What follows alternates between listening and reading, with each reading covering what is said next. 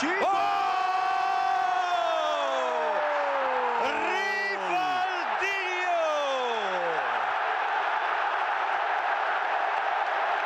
Un Eurogol pentru tatăl său, aflat în tribune. Ce reușită!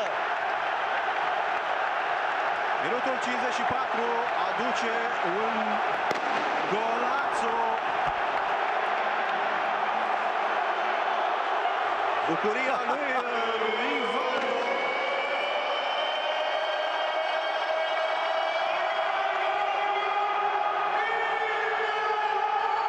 Un gol care rivalizează ca frumusețe cu cel înscris de Cristi Gana aseară în preliminariile UEFA Champions League. Rivaldinho în minutul 54 restabilește egalitatea. Vitor Ferreira, Rivaldinho.